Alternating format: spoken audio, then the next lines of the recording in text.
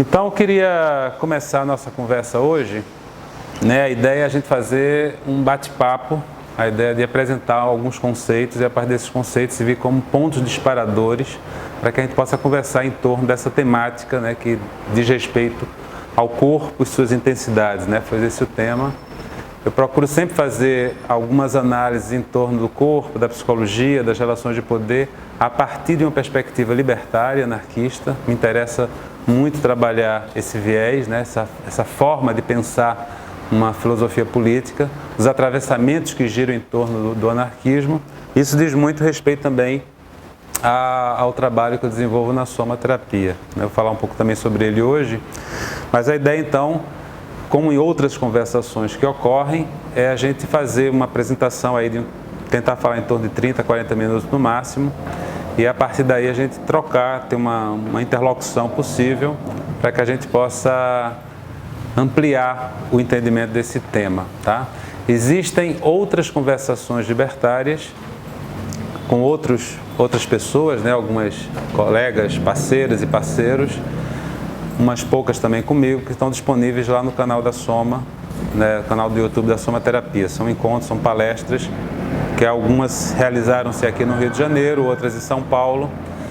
E a ideia dessas conversações é isso mesmo, né? Poder ventilar um pouco um campo de discussão, um campo de problematização em torno de uma certa forma de pensar a vida, de existir, sempre como fio condutor, o que seria uma existência libertária, né? O que seria um modo de existência libertário e as suas capilaridades que giram em torno do campo afetivo, do campo produtivo, do campo das sociabilidades, né? Da sexualidade, da cultura, da pedagogia, enfim, do que seria a própria vida libertária. E hoje é um tema que eu acho que diz respeito muito a tudo isso, né? Ou como toda essa discussão em torno da perspectiva libertária encontra nessa questão fundamental da existência, que é um corpo, né? E especialmente na Soma tem uma grande importância discutir tudo que gira em torno do corpo. Aliás, a própria ideia, né, da Soma remete, enquanto uma etnologia, ao corpo, né? A palavra em grego Soma significa corpo, e nos interessa, portanto, não só pensar esse corpo em relação, esse corpo na relação de si consigo mesmo, né? E até minimamente entender que corpo é esse. E para isso eu pensei em fazer essa conversa a partir de 3 autores, né?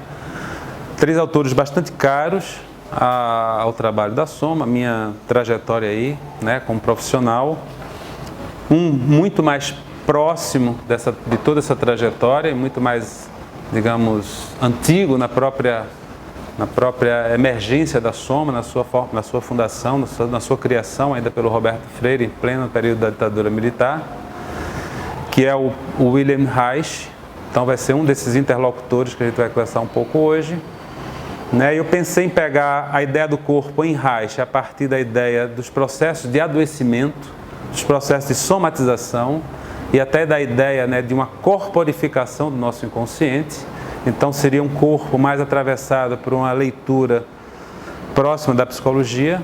Um outro interlocutor bastante conhecido aqui no Brasil, muito nas ciências humanas, especialmente no Brasil, que é o careca, né, o Michel Foucault, e pensar o corpo a partir da leitura junto a ele dos processos disciplinares que atingem sobre o corpo e como esses processos produzem uma certa modulação enquanto subjetivação em relação à existência, mais uma leitura um pouco mais ligada à relação entre a filosofia e a política. E um terceiro autor, menos conhecido aqui no Brasil, mas mais contemporâneo. O Reich morreu em 57, o Foucault morreu em 84, e um autor que está vivo, que é um outro Michel Onfray, que é um francês, acabou de completar 60 anos, um autor bastante ativo, né? Publicou 100 livros, acabou de fazer a marca dos 100 livros para um cara de 60 anos de idade. É muita coisa, né? É muito assunto para falar. E é um autor também do campo filosófico, segue a tradição aí também Foucaultiana, deleuziana, com sua verve um pouco mais específica. Eu queria pensar um pouco, trazer um pouco o Onfray para pensar um pouco o que seria um corpo mais libidinoso, um corpo mais atravessado pelo que ele chama de um materialismo hedonista. E um corpo, portanto, capaz de produzir afetações, sentidos que estão mais ligados nessa dimensão do prazer. Então, esses três autores, eu vou tentar conversar, situá-los minimamente um pouco no seu tempo histórico, né, da sua importância, tentar estabelecer alguma conversa, algum diálogo entre eles e tentar também fazer toda essa passagem, esses atravessamentos, a partir, portanto, dessa ótica libertária, que está mais presente explicitamente até no Onfray, né? Ele se diz, ele se nomeia um pensador anarquista, um anarquista de esquerda, como ele diz, né? Mas que não está explicitamente presente nas obras, não só do Michel Foucault, como do Reich. Esses nunca se nomearam anarquistas, mas muitos pesquisadores e pesquisadoras têm feito esse tensionamento da obra do Reich, da obra do Foucault, a partir de uma reflexão libertária. Então, antes, também como um preâmbulo dessa conversa, também queria citar que todos esses autores, e também para nós isso é muito importante, vão tentar problematizar uma leitura possível do corpo. Existem muitas abordagens possíveis de falar corpo. Seria impossível dar conta de tudo aqui hoje, né? Um corpo mais, para uma leitura mais biológica, mais médica, mais de uma certa estetização, né? E aí entra toda essa questão aí das plásticas, das cirurgias, das modulações do corpo para um viés mais estético, né? Um corpo da fisioterapia, um corpo da dança, né? Um corpo máquina, né? Uma leitura mais contemporânea de pensar o corpo como um ciborgue, né? Um híbrido entre o que poderia ser visto como o biológico e as tecnologias que afetam e que já atravessam esse corpo. Mas, enfim, a intenção não é dar conta de toda a analítica possível em torno do corpo, mas a partir desses três autores, desses campos prioritários que eu citei.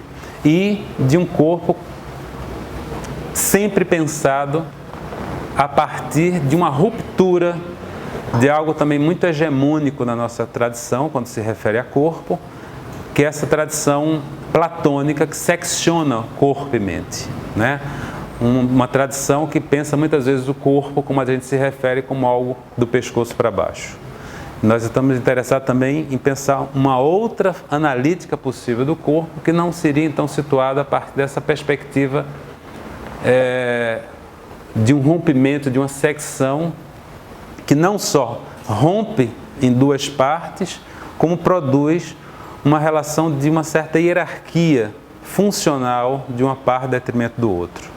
E toda essa tradição platônica, estendida ao cristianismo, ou absorvida pelo cristianismo, né, com uma espécie de acoplagem, pelos racionalistas e, em certa medida, também pelo humanismo, esse corpo muitas vezes é pensado de forma, né, desde mente, corpo, alma, espírito, mundo terrestre, mundo celestial, e esse corpo quase sempre fica renegado ao segundo plano, porque o que importa é o pensamento, é a alma, né? Que nessas tradições, tanto platônica como cristãs, pensa o corpo como algo menor. E nós estamos aqui também para justamente fazer uma leitura crítica e se contrapor a isso, dizer que não é nada menor. Não só não existe essa ruptura, como que a gente possa chamar de uma corporeidade ou de uma materialidade corporal, ela é a condição primeira de nos situarmos enquanto existência, né? Não é um pensamento ou uma alma ou algo que me transcende enquanto existência que vai me produzir sentidos para a minha vida.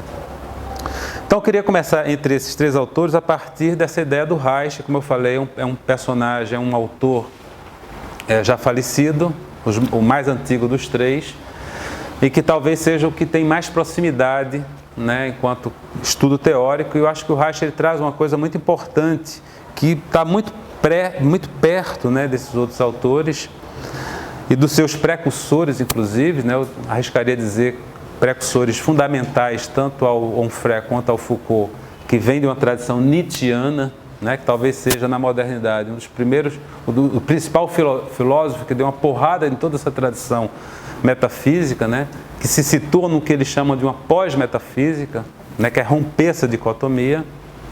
O Reich ele não dialoga diretamente com Nietzsche, mas ele traz um pensamento vitalista que é possível ler a partir dessa perspectiva nietzschiana. O que é interessante do Reich, né? Bom, Reich foi um psicanalista, né? Se associou à psicanálise recém-formada ali no início do século XX, muito jovem, foi o mais jovem psicanalista a ingressar na Sociedade Psicanalítica, com 22 anos, na altura estudante de medicina ainda. Se aproximou da obra e do trabalho com Freud pelo encantamento que aquele estudo que emergia ali naquele início de século trazia. O Reich, portanto, ingressa muito jovem na Sociedade Psicanalítica, torna-se um psicanalista e é um dos primeiros profissionais desse campo a começar a observar que o que se falava como a chamada cura pela fala, para ele era insuficiente. Algo residia né, no comportamento, na atitude dos pacientes dele, que o fazia desconfiar que não era só escutar essa pessoa, mas como essa pessoa se apresentava diante dele. E o Reich foi, portanto, um dos primeiros psicanalistas a sair de trás do divã e apenas a não escutar o que essa pessoa dizia, mas a enxergar como essa pessoa dizia, né? Até hoje, a prática mais ortodoxa da psicanálise remete a essa coisa do divã, onde não se estabelece um contato visual, né? O terapeuta vai ficar por trás para que justamente a partir dessa técnica, né, psicanalítica, o paciente tenha a possibilidade de estabelecer as livres associações que o terapeuta, e qualquer relação que se cria ali deve ser minimizada ao máximo possível. A grosso modo seria isso. E o Reich acreditava que não, né?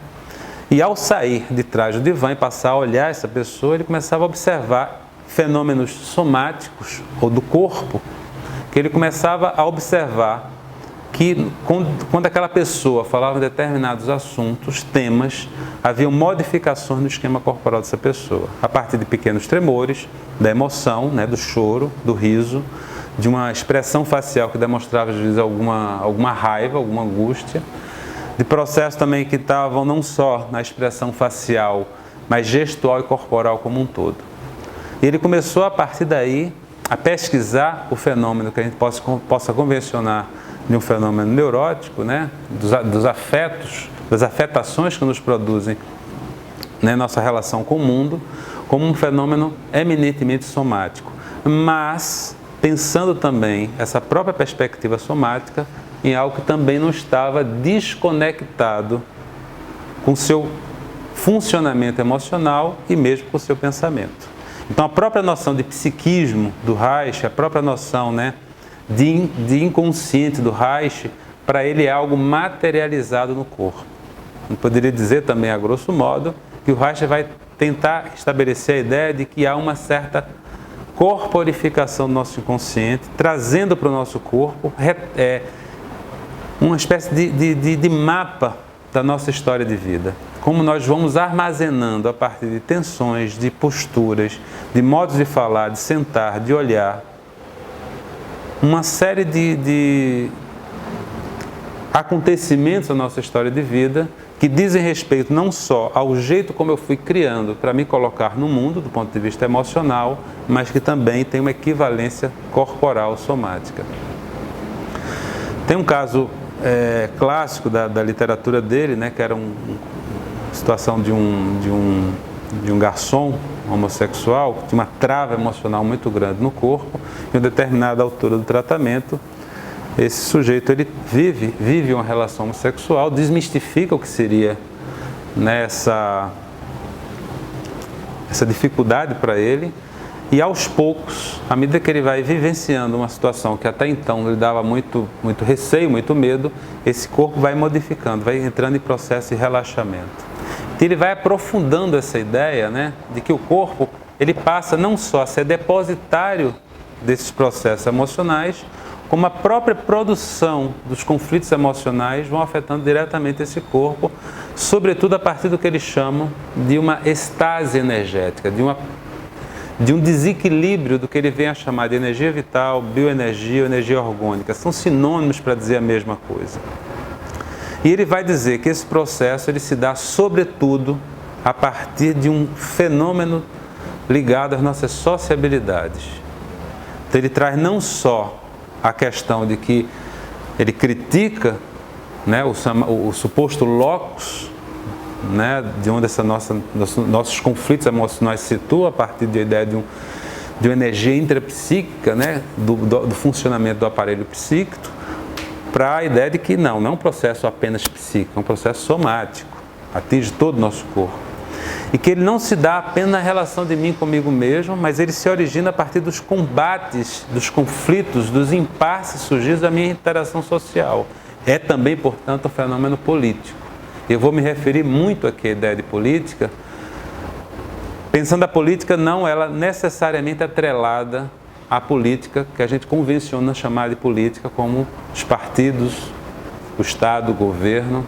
Essa política também, mas é uma política que se capilariza nas nossas relações sociais, que se origina na relação de uma pessoa mais outra. Já se instaura ali uma relação política, ou uma relação de poder. E uma relação de poder atrelada a uma relação de governo, que eu vou também daqui a pouco falar, que é de ação de um sobre o outro.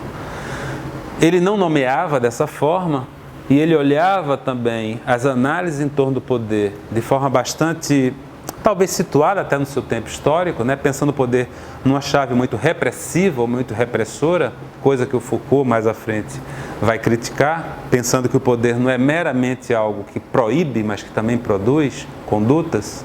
O Reich ainda operava muito a partir de um viés de olhar o poder como as práticas repressoras.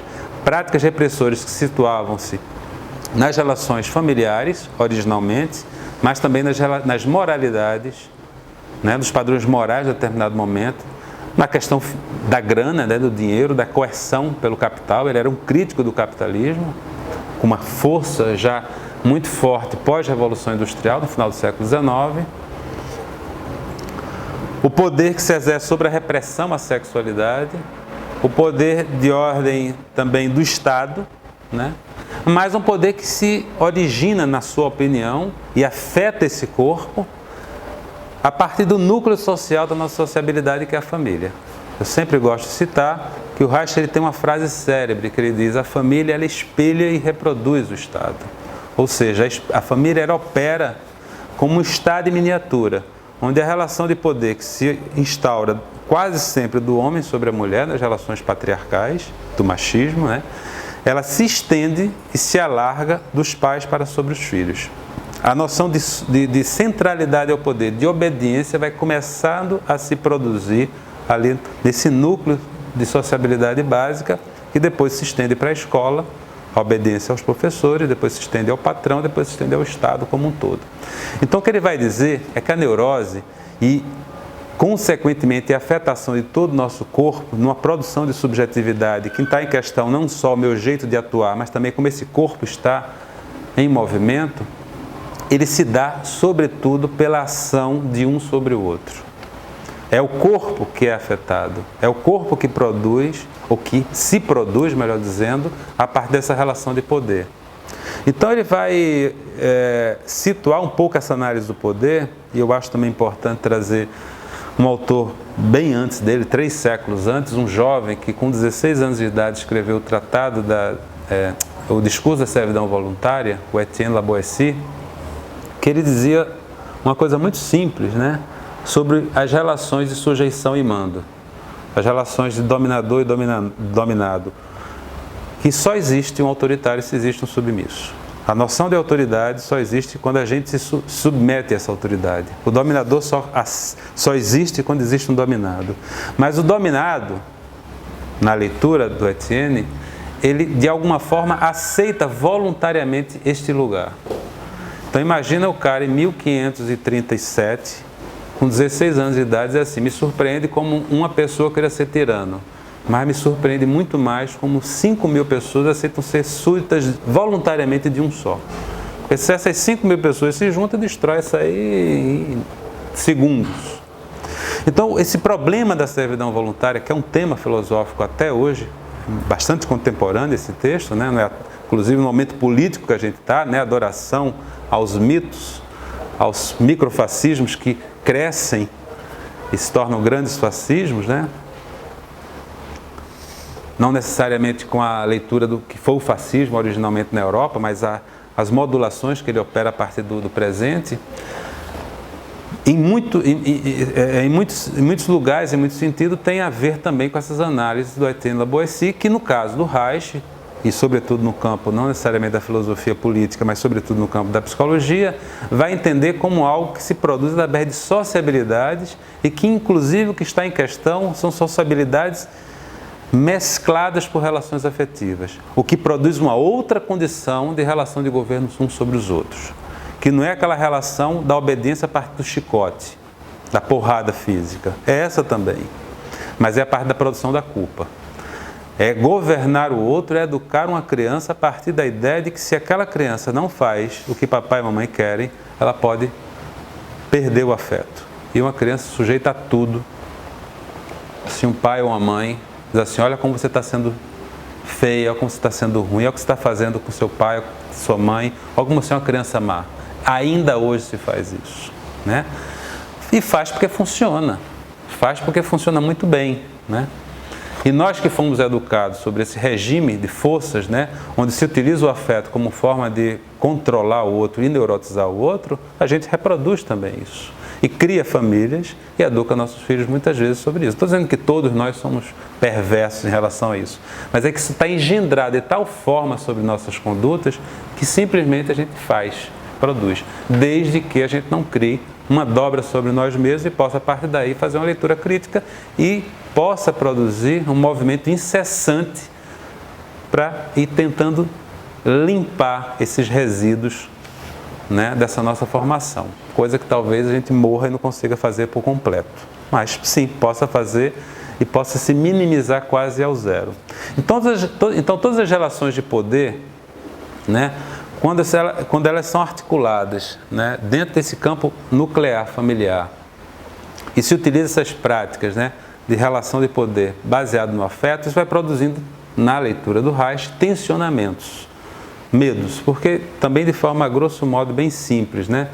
O que ele dizia, que esses tensionamentos, essas afetações que produziam o nosso corpo, elas se davam por ameaças físicas e emocionais à nossa vida, no período, né, entre a infância e a juventude, sobretudo.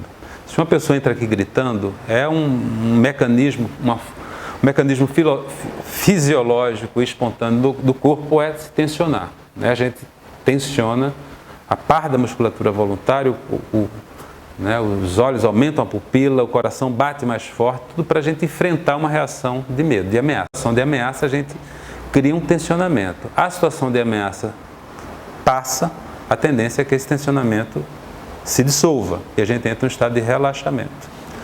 Se essa situação de ameaça ela é muito forte, esse algo que se dissolve demora um pouco mais. Eventualmente produz-se um registro corporal também tão intenso que às vezes demora um tempo para fazer. Às vezes essa ameaça ela pode ser a ameaça de morte, né? A ameaça da perda da vida, mas às vezes é a ameaça simplesmente do abandono. Uma pessoa que foi abandonada num relacionamento afetivo fica com medo de entrar no outro relacionamento afetivo porque fica, né? Às vezes ela quer viver um relacionamento afetivo, mas fica aquele registro corporal, sente um cheiro parecido, já dá aquele desarranjo na barriga, aquele tremor, aquela agonia toda, que é um inferno, né? Mas se uma criança e um jovem é educado de forma recorrente sobre situações de ameaça à sua segurança física e emocional como essa, né? Olha, se não fizer isso, não vou gostar, não é? O que deveria ser circunstancial passa a se tornar crônico. Esse estado de defesa emocional e somático, ele passa a criar um estado de tensionamento permanente. É o que ele vai chamar, então, das couraças musculares, né? Nosso corpo cria uma série de tensões, né? São os anéis, os segmentos de couraça, região dos olhos, da boca, pescoço, a região aqui, né, escapular, a região diafragmática, abdominal e pélvica, são as 7 regiões de couraça, né? Que vão, de acordo com a nossa história de vida, produzindo mais ou menos tensionamento, o que vai também desencadeando não só um acúmulo dessa energia vital nessas partes do corpo, como desencadeando certos sintomas que são mais ou menos típicos dessas regiões. Quase sempre já na vida adulta, diante de situações onde a gente vive algo que de alguma forma nos ameaça. E aí, às vezes, estar nas nossas sociabilidades, ou estar sozinho, ou viver um relacionamento amoroso, ou enfrentar uma figura de autoridade e poder que às vezes está aí espalhada em nossas vidas, né? Seja na escola, na universidade, no trabalho, né? Na polícia, o que quer que seja. Mas como é estar numa situação onde a gente, de alguma forma, lida com esses momentos, onde a gente se sente às vezes, nem tão racionalmente claro, consciente, e essa couraça aperta, afeta, fecha e desencadeia certos sintomas, como frio na barriga, taquicardia, sudorese, gagueira, boca seca, paiúra, tontura e por aí vai, e que quase sempre a gente recua. Porque às vezes o sintoma é tão incômodo que eu prefiro recuar. E aí a neurose dá de goleada. Não é 7-1 do Brasil e Alemanha, não, é 35-2. Né? No sentido de que todos esses fatores, de alguma forma que nos suscitam alguma ameaça, a gente recua e passa a viver numa situação temorosa. Na leitura do Reich, portanto, esse estado temoroso que ele vai fazer falar de uma certa miséria emocional, ela é também responsável pelo surgimento do fascismo. Ou seja, eu preciso de algum tutor, de algum chefe, de algum guia. Eu não vou falar nem aquela palavra que fulano de tal se refere, para se referir a ele próprio, né? Mas, ou seja, alguma orientação. E aí toda a crítica dele se volta não só aos regimes de força que se disseminam pela nossa malha social, mas também às instituições, como Estado, religiões, né? As relações do tribunal, do próprio capital, toda relação que produz uma certa relação de constrangimento. E que estão empregadas em outras formas também de poder, dos racismos estruturais, do machismo estrutural, né? Das relações, né, numa leitura até mais próxima do marxismo, da relação de classe. Ele foi um cara que se aproximou também muito do marxismo, tentou fazer essa união entre o marxismo e o freudismo, visitou a União Soviética, foi bastante crítico também o que viu na União Soviética, né, que chamou de fascismo vermelho também, porque se instaurou um outro regime de forças, se aproximou bastante do anarquismo, mas nunca falou diretamente sobre o anarquismo. Então, o que eu acho que o Reich, ele é um autor interessante, importante para nós, para pensar, né, essa ideia do corpo, porque, primeiro, ele traz a ideia de que os processos emocionais, como eu falei, não se situam apenas no que possa chamarmos de um psiquismo, mas que todo o nosso corpo é afetado.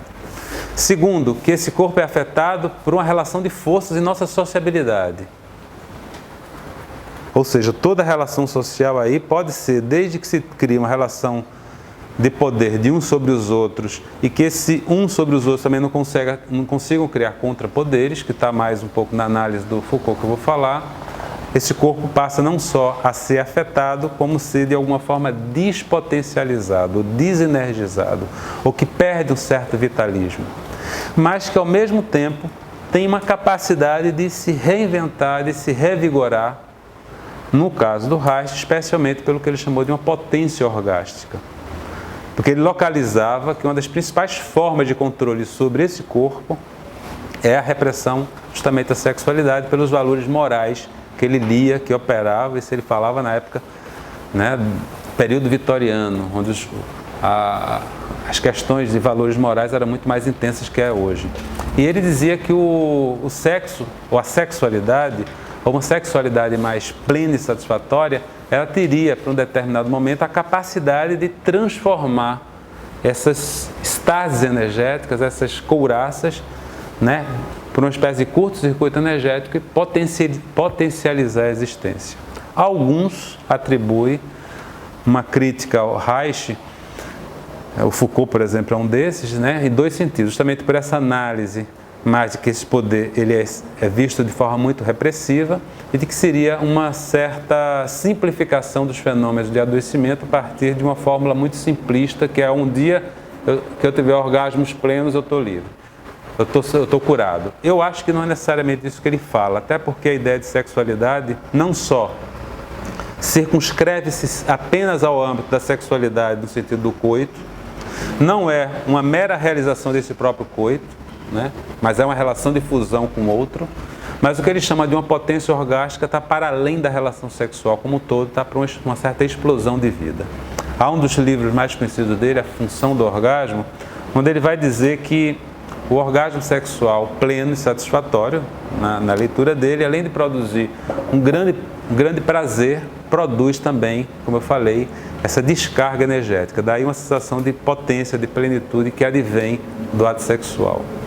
O que ele faz quando ele sai da psicanálise é pesquisar o que seria, do ponto de vista não do prazer, mas dessa liberação energética que estaria disponíveis em outras práticas, como o ato de dançar, gargalhar, o ato de criar. Ele vai dizer que as sociedades, por mais longínquas e arcaicas, se a gente possa chamar assim, sempre existiram algumas formas de festejo. E esse festejo também é uma forma de liberação do corpo, né? De liberação dessa tensão corporal.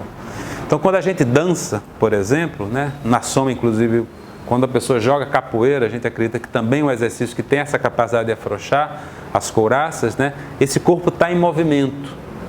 E esse movimento auxilia nessa liberação da energia. Um corpo que potencialmente se mexe pouco, nessa leitura, é um corpo também que potencialmente se expressa pouco. Isso fica muito nítido numa pessoa que, às vezes, você já viu uma pessoa que ela tem uma expressão facial que ela pode estar muito triste, muito alegre, muito incomodada, mas quase ela não muda. A cara dela parece uma esfinge. Né? A musculatura dela, facial e gestual, se movimenta pouco e, consequentemente, tem uma menor capacidade expressiva do ponto de vista emocional. Então, o corpo passa a ser utilizado e passa a ser trabalhado nessa perspectiva somática e haitiana a partir do entendimento de o que esse corpo fala, né? Como é que a gente pode se voltar para a linguagem do corpo, que ela é muito mais ampla do que a linguagem verbal. Imagina que a gente não consegue ficar 24 horas falando, mas 24 horas a gente está com o corpo comunicando alguma coisa. E existe uma premissa na comunicação que é a impossibilidade de não comunicar. Até um defunto comunica que está morto. Você está com uma plaquinha, morri, que a gente sabe que se tem um corpo inanimado, esse corpo está morto. Então, nosso corpo está produzindo o tempo inteiro informação. Só que a gente, às vezes, não se observa e não tem esse hábito de observar o outro. E o que interessa, então, na psicologia corporal é conseguir fazer essa leitura corporal. Não de forma, assim, muito simplista ou rápida, né? Esse ombro está assim, quer dizer que é sábio. Não é isso. São indícios que vêm a partir do corpo, que junto com a problematização que a palavra pode trazer, nos auxiliam a compreensão mais ampla desse corpo. Mas também, o que seria no campo da psicologia, especialmente o que a gente tenta fazer isso na soma, é trabalhar com esse corpo para que a gente rompa com essa ideia de que é só a fala que vai produzir uma compreensão e uma transformação da minha forma de estar no mundo. Esse corpo precisa também ser mobilizado, né? Precisa ser mexido, né? Às vezes as situações de medo, de vergonha, né, de autoridade, de sujeição à autoridade, não são processos que eu preciso entendê-los. Eu preciso de reconfigurar esse meu corpo. Pensar um corpo, portanto, insurgente. Um corpo de ação, um corpo que sai desse lugar da servidão voluntária, mas também que se recusa a tutelar o outro. Porque também tem isso. A gente se sujeita para em algum momento sujeitar o outro. A gente aceita a servidão voluntária a um tirano para eventualmente a gente também ocupar o lugar desse tirano, essa relação mútua entre dominador e dominado. Então, assim, seria esse mais ou menos um resumão da importância do corpo a partir de uma leitura haitiana, né, uma leitura corporal, que é entender que é completamente indissociável a minha forma de estar no mundo do que a minha corporeidade me diz sobre mim mesmo. E que eu preciso enxergar isso. Que esse corpo está o tempo inteiro atravessado por tensionamentos que me ligam na relação social e que vai se modulando a partir dessa relação social e produzindo, portanto, um jeito de estar no mundo. Então, esse corpo também, de alguma forma, precisa estar sendo também transformado. E é a partir disso, então, eu queria entrar nesse segundo campo teórico, para a gente adiantar e depois conversar, que seria justamente um corpo lido a partir, resumidamente, a partir dessa perspectiva mais do Foucault, que é um autor mais contemporâneo, né? Imagino que algumas pessoas conheçam mais perto a obra do Foucault. Foucault morreu em 1984. É possível falar em alguns períodos do Foucault, né? E o Foucault faz uma virada de chave na década de 70, que ele se preocupa mais diretamente com o que ele chamou de uma analítica do poder. Não uma teoria sobre o poder, mas a possibilidade de entender o poder a partir de uma nova chave, que inclusive é uma chave crítica a essa própria ideia que o Reich, por exemplo, tinha de poder, que é também a ideia hegemônica do poder, a partir de um entendimento que se situa em alguns pontos. Por exemplo, da ideia de que um poder é algo que se detenha. Isso aqui, eu tenho um poder.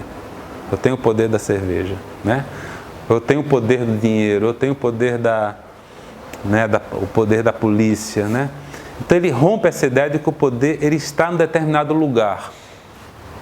Talvez, inclusive os próprios anarquistas têm muito essa chave de entender o poder como algo muito situado na esfera do Estado e do capitalismo. Uma hora rompendo o capital, as linhas de força do capitalismo, e uma hora destruindo o Estado, estaríamos então livres do poder e poderíamos instaurar uma relação, uma sociedade anarquista apaziguada. Isso tem muito ainda de uma leitura humanista e iluminista ainda, presa no próprio pensamento anarquista, como presa às esquerdas de forma geral, o próprio surgimento do socialismo. O Foucault dá um pau nisso. O que é muito interessante para alguns anarquismos contemporâneos, e eu falo anarquismo no sentido de uma série de possibilidades de leitura que advém, né, da anarquia, o que é muito também criticado por outros, mas muitos pensadores do anarquismo, o que alguns inclusive nomeiam como um pós-anarquismo, aqui no Brasil há vários, né, que fazem essa aproximação do pensamento Foucaultiano com o anarquismo, porque ele traz a analítica do poder, e eu estou dando essa volta para chegar ao corpo daqui a pouco, bastante vigorosa e que nos auxilia bastante a pensar o que seria o anarquismo hoje no presente, inclusive a partir dessas leituras que o Foucault traz, justamente pensando que o poder não está em determinado lugar, mas é uma prática que se dissemina em toda a relação social. Toda relação, como eu falei anteriormente, a partir das nossas práticas sociais, elas estão atravessadas por relação de poder. E, portanto, a relação política. E quando a gente está falando de uma relação de poder e uma relação política, está muito ligada à ideia de uma relação de governo, né? De governar um sobre o outro. Que também, muitas vezes, quando a gente se refere a governo, a gente pensa muitas vezes a ideia do governo X, Y ou B, o governo de esquerda, o governo de direita, né? Não deixa de ser isso também. Mas é uma relação de governo que também se capilariza pelas nossas relações. Uma relação de educar um filho, uma relação de namoro, uma relação que eu digo assim, faz isso, não faz aquilo, é uma relação de governo de um sobre o outro. Uma relação de ação de poder de um sobre o outro. Onde uma prática se instaura ali. Ok que nessa relação prática, eu posso não necessariamente deter, mas exercer a partir de mais dispositivos essa relação de poder sobre o outro. Então, se eu possuo mais dinheiro, se eu possuo um aparelho de Estado ao meu dispor, né, um juiz, né, um policial, ou uma série de outras práticas, esse exercício do poder se torna mais vigoroso. Claro que sim, mas ele não está necessariamente apenas ali. É uma relação que se atualiza, mesmo que uma pessoa ocupe esse lugar, ela se atualiza a partir de uma relação. O que não necessariamente ela é uma relação estática, onde daquele que exerce aquela prática de poder e daquele que recebe e que está ali congelado naqueles lugares. Como se houvesse essencialmente um lugar de quem detém o poder e essencialmente o lugar de quem recebe poder. Ou que houvesse também a essência daquele que oprime e daquele que obedece. Mas a partir dessa perspectiva, são relações que não estão estáticas, mas são relações móveis. Eita, me babei tudo. Que é o que também nos interessa muito pensar, que toda relação de poder abre também uma relação de contrapoder ou de resistência. E isso também das relações mais elementares da vida, né?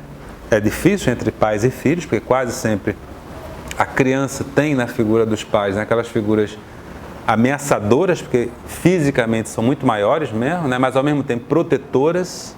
É uma relação muito... Quem tem filhos, né, ou filha, sabe como é uma relação muito difícil também, né? E nós todos que já fomos filhos em algum momento da nossa vida, sabe como, ou consegue trazer, né, na memória alguma coisa de como era também essa relação. Mas é difícil, muito mais difícil para uma criança resistir, né? Quando a gente começa a ficar mais entendido da vida, né? E no começo da adolescência a gente começa a deixar nossa rebeldia sair, o que quase sempre é bastante reprimido e quase sempre se manda para um psicólogo ou uma psicóloga, né? Esse papel sujo que a psicologia muitas vezes ocupa, que é apaziguar as condutas e melhor adaptá-las à sociedade, porque afinal de contas essa criança, esse jovem rebelde não pode ser assim, né? Tem que acalmar esses ânimos no âmbito da sexualidade, dos costumes, né? Das atitudes, da política, da estética e por aí vai. Então, mas sim, em determinado momento, onde a gente começa a ser um pouco mais artífice, ou pode ser um pouco mais artífice da nossa vida, a gente pode também instaurar nessas relações de poder uma relação de resistência. E a relação de resistência a qualquer prática de poder que se situa a mim, ela não necessariamente ela se situa no campo de uma ação reativa. Eu me contrapor a algo, apesar de ser isso também. Né? Quando eu posso evocar qualquer condição de revolta diante de algo, né? Eu nego alguma coisa, mas ao negar também eu afirmo algo. Então a resistência ela não só é uma prática reativa, mas ela pode ser uma prática reativa, mas ela também pode ser, e isso nos interessa sobremaneira, uma prática afirmativa. Mas todo esse estudo que o Foucault traz em relação ao poder, situando ele enquanto uma prática social, enquanto algo que não está estático, mas numa relação de contrapoderes, ele, no seu entendimento, sobretudo, tem um livro, talvez, do Foucault que seja especialmente voltado a essa análise, né, que é o Vigiar e Punir. Ele vai dizer que, a partir dos séculos 17, 18, 19, se instaurou o que ele chama de uma sociedade disciplinar, que não foi completamente substituída, ela ainda existe, em certa maneira, mas a gente já vive também o que o Deleuze e o próprio Foucault chegou a falar de uma sociedade de controle, que não substitui, mas foi acrescida dessa, mas que o que estava em jogo no processo disciplinar, que ainda opera, eu acho que foi sobre esse estudo que o Reich mais se situou, se a gente possa falar assim, é uma sociedade formada a partir de dispositivos, de práticas, de relações, onde o que está em jogo é disciplinar a conduta. E se disciplina a conduta a partir de um disciplinamento minucioso do corpo. De como esse corpo vai sentar, de como esse corpo deve, né, no caso das mulheres, fechar as pernas, o tom de voz que a gente deve usar, né? Com o intuito não só de produzir uma ação sobre esse corpo, discipliná-los, portanto, quase sempre mais apaziguado, como também criar nesse corpo um sentido mais produtivo e mais eficiente. Então ele começa a estudar justamente essa ideia do poder, que essa prática disciplinar, ela não se situa necessariamente num aspecto proibitivo. Eu não preciso modular a conduta de alguém proibindo essa pessoa de algo. É muito mais eficiente sugerir algo.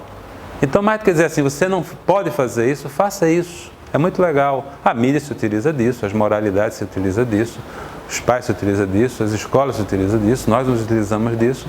E essa ideia, né, não só retira do poder essa ideia de que sua ação, portanto, é repressora, mas também traz essa análise, esse sentido produtivo que visa tornar esse corpo não só mais obediente, mas como mais interessado no que está em funcionamento.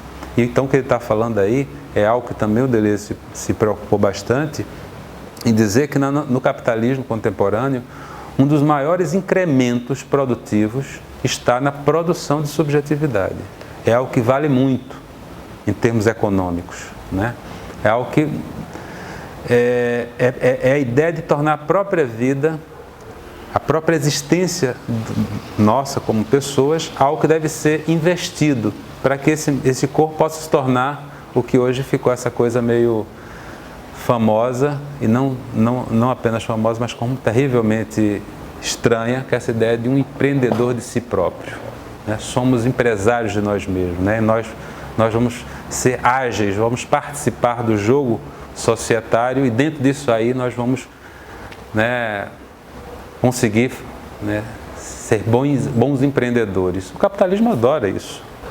e captura as individualidades não a partir de uma ideia do que ele não deve ser, mas de como ele deve ser.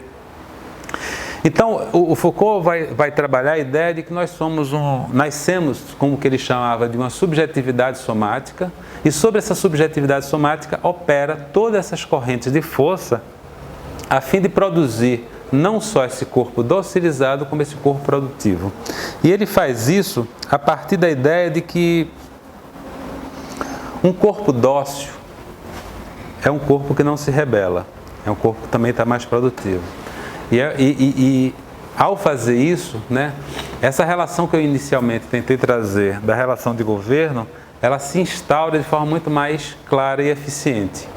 O que estava mesmo voltado a essa análise, né, desse estudo da produção dessa disciplina, era entender como os nossos processos de vida eles vão se formando, né, vão se atualizando as nossas condutas cotidianas e vão mesmo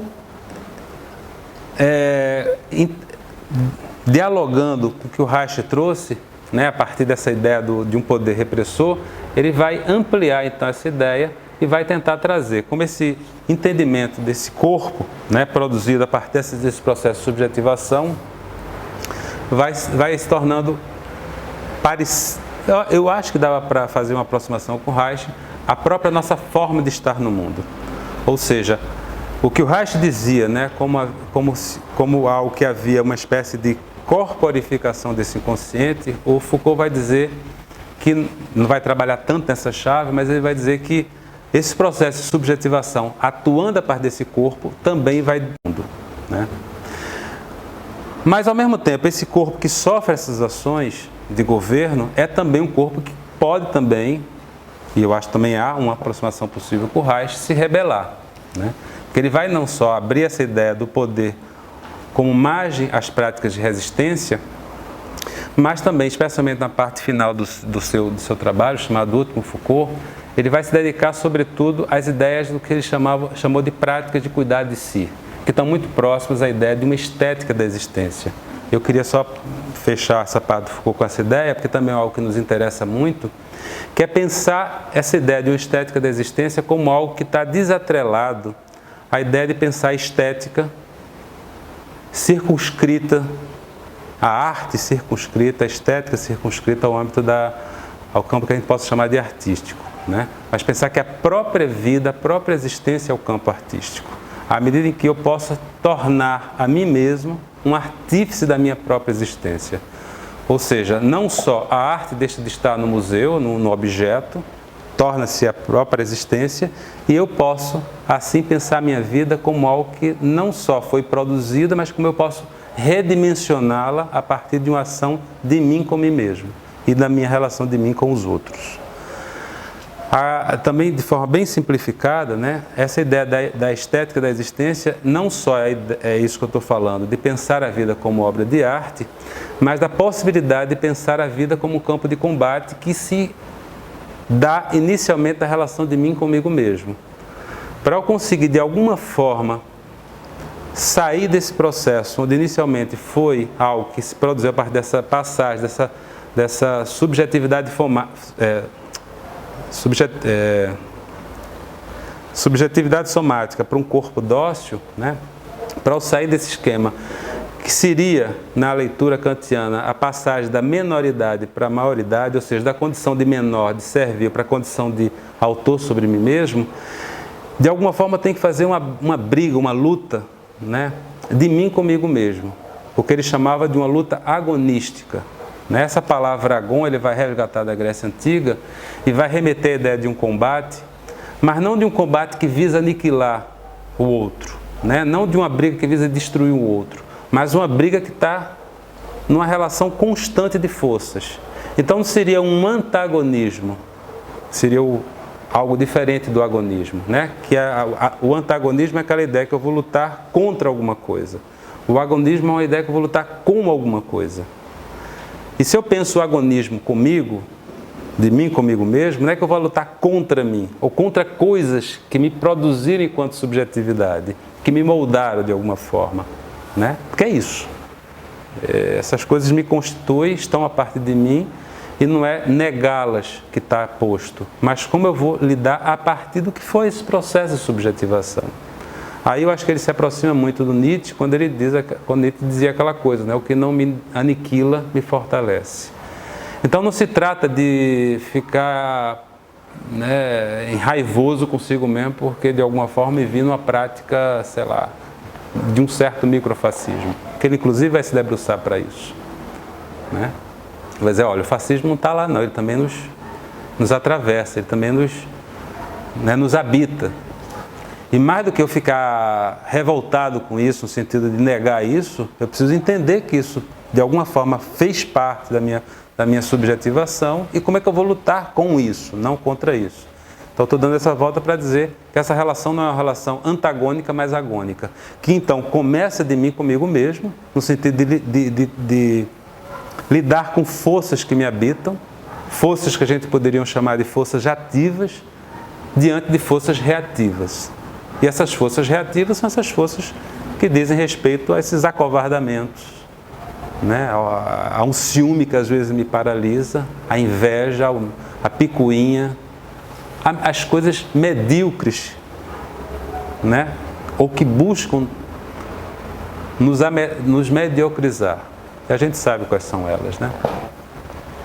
E essas forças ativas seriam as forças, né, de uma certa busca de uma vida outra, né, de uma vida mais afirmativa, mais potente, como a gente possa dizer. Mas se a gente não lida diante dessas forças ativas e reativas cotidianamente também, fica difícil a gente lutar contra esse regime de forças que estão aí operando, né? Não é para uma vitória derradeira, onde agora eu consigo me superar todos esses medos, todos esses processos de acovardamento, não, mas é algo quase que cotidiano, né? É algo que eventualmente emerge, que a gente precisa saber também como lidar isso. Porque as forças reativas que operam na nossa sociabilidade são muitas, né? São desde as relações de poder instauradas em instituições, né, que aí não necessariamente que detém, mas que tem uma prática muito mais a serviço dessas instituições, como as relações que se capilarizam ao nosso lado, que estão ali cotidianamente operando. Então, o que o pensamento reichiano convoca a partir também do corpo, também é pensar um corpo insurgente. Também é pensar um corpo que se rebela, uma subjetividade que se rebela diante da possibilidade dessa revolta, de lidar com as relações de autoridade e construir, a partir daí, uma ética estética da vida. Até porque ele aproxima muito essa ideia de uma estética, e quando eu estou falando de estética, não é uma estetização de si, né? Não são padrões de beleza, mas do que seria a própria ética de vida, diferenciando-a, inclusive, do que seria a moral. A ética como algo que se dá a partir do meu encontro com o outro, que não me prescreve enquanto relação, que seria, portanto, a moral, né? A moral como algo prescritivo, alguns autores fazem essa diferença, né? Da moral como algo prescritivo. Às vezes o código profissional, sei lá, do psicólogo, do médico, do advogado, esses códigos profissionais que todas as profissões quase todas têm, não são código de ética, são código de moral, né? Diz aí, código de ética do terapeuta. São códigos de moral no sentido assim, você não pode fazer isso, nem fazer aquilo, coisa e tal. E a gente vive muitas vezes subjetivado e subjetivando-se a partir de códigos de conduta moral, né? Pelas religiões, né? Pelas práticas educacionais, pelas práticas de vida disseminadas em vários aspectos. Ele vai dizer assim, olha, você precisa de alguma forma, é preciso de alguma forma que a gente busque substituir o que está posto como a priori, mas que possa fazer com que a gente crie uma relação ética, que é uma relação de alguns acordos de convivência social, mas que não se dá a priori. Mas como é que a gente se estabelece a partir daqui, do olho no olho? O que é a minha relação profissional, senão algo que se dá a partir da minha relação com o outro? Então não significa inventar a roda, que a cada momento eu vou criar um novo contrato de relação, mas que eu preciso entender o que é esse acontecimento que se dá agora, essas relações de força que se dão agora, como essas relações de forças me atravessam, me afetam, inclusive pela minha corporeidade e pelo jeito que advém daí, que me constitui como pessoa, e eu posso também, a partir disso, criar uma outra prática, uma outra ideia, que nesse viés, né, dessa estética da existência estaria ligado a uma vida livre. Ao fim e ao cabo, a ideia de uma vida bela seria uma vida livre. Mas também pensar que a vida livre não significa um lugar onde eu cheguei e a partir daí minhas relações estão apaziguadas, como faz crer a própria ideia de utopia. E aí ele lança, só para terminar a parte dele, a ideia de uma heterotopia, que seria a possibilidade de realizar esses espaços no presente. E pensar que a liberdade não é também algo que eu adquiro como poder, ou um lugar a se chegar, mas uma prática. E uma prática que se dá também na relação social. A ideia de eu sou livre sozinho é uma abstração, né? O que interessa é pensar isso como um jogo de sociabilidade, que também, aí pensando a partir de alguns contemporâneos anarquistas que trazem justamente essa analítica do poder do Foucault para pensar o que seria o anarquismo no contemporâneo, que não visa atingir uma sociedade anarquista, mas uma sociabilidade anarquista. Então é completamente possível, a despeito do Bolsonaro, a gente viver o anarquismo hoje no Brasil. Ou sociabilidades anarquistas no Brasil. Práticas profissionais, afetivas, amorosas, educação do filho, relação com amigos, onde esteja em questão a inscrição de uma prática libertária, que é isso, né? Que não visa dar conta de uma totalidade, nem visa dar conta a ideia de uma, como se diz, de uma coerência absoluta. Não é preciso ser coerente com isso, isso aí é doutrina, é uma outra coisa. Então, acho que é um autor que nos auxilia muito a pensar, né, a parte dessa ideia da própria estética da existência, né, dessa forma de produzir subjetividades a partir dessa ação sobre o corpo, que visa docilizar esse corpo e nos tornar, às vezes, bicho manso, né? Eu acho que uma das grandes desgraças da neurose é isso, nos tornar, às vezes, né, amedrontados diante da vida, mesmo quando a gente está colocando questões aí da gente com a gente mesmo, né? Medos dos nossos desejos, às vezes, medo das nossas potências, medo das nossas questões. E aí, só para acabar, eu queria então entrar no terceiro e último autor, que é o Michel Onfray, talvez um pouco mais curto, que eu me empolguei, falei demais, que é um autor, aí é o autor mais contemporâneo dos três, né? Um autor que também vem da espreita aí de um pensamento filosófico contemporâneo, é um francês, vem de uma tradição nietzschiana, Foucaultiana, deleuziana, fala abertamente nos seus livros sobre isso, que tem uma trajetória interessante, virou meio pop, eu acho que ele está meio empolgado ultimamente, mas tem alguns livros dele que eu acho que são bastante interessantes, apesar dele escrever sobre filosofia, gastronomia, viagem, política. O cara se empolgou, né? Sobre psicanálise, escreveu um livro que saiu em Portugal recentemente, português de Portugal, o Anti-Freud, um catatal de 700 páginas, metendo pau na psicanálise, mas destrói o Freud, que é uma coisa assim, tá bom, bateu demais no velho, tá, chega, né? Mas enfim, ele escreve sobre estética, sobre um monte de coisa, mas ele tem uma passagem, que eu queria só ficar nesses dois pontos, porque a obra dele também é muito grande, que ele traz duas questões que eu acho que é interessante no que diz respeito a essa questão da corporeidade.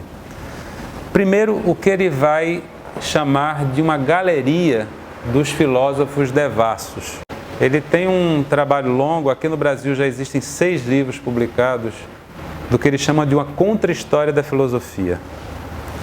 Que ele vai justamente pegar o que seria autores e pensadores não necessariamente canônicos, né, que foram intencionalmente esquecidos pela filosofia, e sobretudo pelo que ele coloca como a filosofia vitoriosa, que é a filosofia de tradição socrática e platônica, que traz muitas incidências sobre nossa cultura, sobre nosso comportamento no presente, que remete a tudo isso que eu falei também, de um certo abandono do corpo.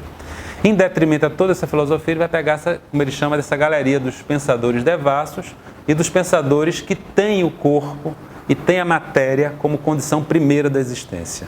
E que rompe com isso todo um pensamento ligado à ideia de uma essência, um pensamento essencialista. Que de tudo que eu falei aqui, fica muito complicado a gente pensar numa essência. É muito, às vezes, jargão popular, porque é a minha essência, né? Porque, não, minha essência como algo verdadeiro em mim, né? Como se fosse algo realmente do João, do Zé, da Maria, do Pedro, né? A essência como algo assim que realmente é esse eu. Então, tudo que eu falei aqui vai bastante em contra de tudo isso, a partir, inclusive, dessa ideia de um eu constituinte, né? Um eu uno, né? Mas é pensar um eu múltiplo, com várias camadas, quase multifacetado. Mas que tem essa crítica à ideia da essência, porque se eu tenho uma essência, essa essência não vai mudar. Às vezes eu brinco, verão Devi Gabriela, eu nasci assim, eu vivi assim, vou morrer assim, Gabriela, né? Não tem jeito.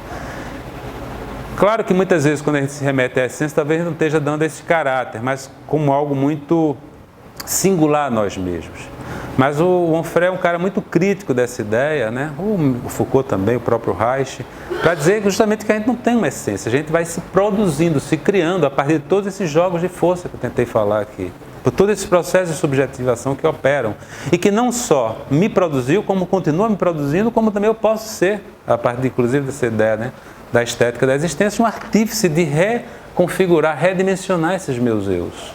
Então ele vai resgatar, do ponto de vista filosófico, a ideia, né, que se contrapõe a uma ideia essencialista e metafísica, ao que ele chama de um materialismo hedonista. A palavra também materialismo, ela ficou um pouco também desgastada, porque quando às vezes vulgarmente se fala a palavra materialista, está pensando da ideia de uma pessoa pensando só em grana, né? Uma pessoa meio ligada aos valores meio do capital, né? Ou a ideia muito atrelada ao materialismo histórico, ligado ao pensamento marxista, que é um redimensionamento de um outro materialismo, talvez bem mais antigo, que é a ideia do materialismo enquanto pensamento filosófico, que é a ideia da existência como a matéria, que remete também um pouco àquilo que eu comecei a falar no início, do corpo como duas instâncias, matéria, corpo, alma, né? Pensamento. O pensamento, na tradição platônica, remete também à ideia da alma, sobretudo no pensamento cristão, né, do cristianismo. Mas existiram uma série de pensadores, como ainda hoje existe, né, ele vai, como eu falei, resgatar essa galeria, sobretudo os chamados filósofos pré-socráticos, que já antes de Platão, isso aí estamos falando aí 3.000, 5.000, 6.000 anos antes de Cristo, que já pensava, não, o que me fornece o entendimento sobre minha vida é o meu corpo. Não é uma ideia que eu tenho da vida, mas é o que essa vida produz a partir do meu corpo, a partir dos meus sentidos, a partir da minha escuta, do meu olhar, do que eu gosto, que eu sinto o cheiro das coisas, né? O que esse conjunto de coisas afeta o meu pensamento, o que meu pensamento é afetado pelas minhas emoções, pelas minhas sensações, e é, portanto, essa ideia, né, de uma materialidade, de um conjunto, né, que esse conjunto somático vai me produzir um encontro com o real, com o aqui e agora, as informações que eu possa decodificar, entender e perceber do mundo. Não uma ideia que eu tenho do mundo, não uma ideia que eu tenho do amor, do trabalho, da vida social, da revolução, da transformação, da justiça. Nada disso. Mas o que é que tudo isso se dá, ou que se origina e que se organiza a partir dessa materialidade, né? E ele vai então trazer essa ideia, né, do materialismo junto com a ideia de um hedonismo, né, que também é uma palavra bastante desgastada, porque é a ideia do prazer imediato, né? Muitas vezes quando a gente se refere ao hedonismo é aquela coisa, estou com vontade de fazer isso, só quero ficar no gozo, apesar de que isso não precisaria ser uma coisa também ruim, né? Minha mãe dizia, você pensa que a vida é só prazer, meu filho, né? Não, tem que ter sacrifício, né? A ideia do sacrifício quase como um valor ideológico, né? A vida do sacrifício, que remete a toda uma tradição cristã, né? Eu tenho que purificar a minha carne a partir de uma vida sacrificada, porque daí advém a possibilidade de eu entrar no reino dos céus, coisa tão ficcional como abstrata, né? Uma grande fabulação em torno dessa coisa que faz com que tudo que advém a partir do corpo e do prazer precisa ser negado. E aí também advém o ódio às mulheres, o ódio à homossexualidade, né? Porque são coisas que desvirtuam isso, né? Desvirtuam toda a capacidade de uma vida mais limpa, pura, né? Então o Freire vai dar uma porrada nisso tudo e justamente defender, não, a vida ela pode ser guiada e deve ser guiada a partir do que me produz afetações sobre esse corpo e que me produz os sentidos a partir do prazer. Eu acho que essa ideia se assemelha muito ao que o Roberto Freire, né, que foi o criador da Soma, ele trazia como a ideia do tesão.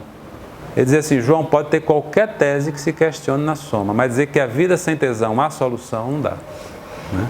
Então ele era um grande defensor do tesão, o que também pode gerar, ou já gerou, uma leitura muito ingênua e rasa de que o tesão não só é o gozo imediato, é o prazer imediato, que está circunscrito à esfera do prazer sexual, não, tesão como potência de vida, mas que está atrelado a um sentido mais autoral da existência. Como é que eu posso guiar minha vida mais ou menos encontrando nesses percursos de vida aquelas coisas que me produzem mais sentido, inclusive não por uma ideia do sentido, mas por um sentido que me atravessa, né, que me emocione, que me dê calor, que me dê, né, que brilhe os olhos, que me salive, né, que me faça, de fato, sentir que aquela coisa ali produz sentido. Então, o Freire ele vai trazer essa ideia, né, desse corpo, né, libertino, que também é uma outra palavra bastante desgastada, né? Inclusive, ele é um leitor do Sade, do Marquês de Sade, dizendo que, por exemplo, o Marquês de Sade não é um autor circunscrito às suas obras poéticas, mas é um cara que tem um tratado filosófico também, dizendo que tudo que envolve uma certa sensualização da vida, uma certa erotização da vida, que está muito além da sexualidade, é uma forma de criar um certo calor na existência, né? Algo que me produza e que me favoreça, inclusive, a construir essa própria estética da existência a partir dessa ideia de uma sensualidade ou de tudo que atravessa esse campo sensível, que também não está na esfera daqui para baixo. Então, esses três autores, eu acho que eles não estão aqui por acaso, né? Eu acho que há uma conversa, há um diálogo muito grande entre eles e, sobretudo, há um diálogo que me interessa particularmente a partir da possibilidade de pensar um processo terapêutico, aí falando um pouco mais da Soma, que esteja atravessado justamente para uma ideia que vá para além do psiquismo, que não é uma coisa que eu preciso resolver um conflito meu, mas é algo que se dá nas minhas relações sociais, as minhas práticas sociais, as minhas formas de relacionamento amoroso, de profissão, as relações de poder que estão aí instauradas, como eu posso me insurgir contra as relações que são também autoritárias na minha própria conduta em relação ao outro, mas também me insurgir quando isso vem sobre mim, né?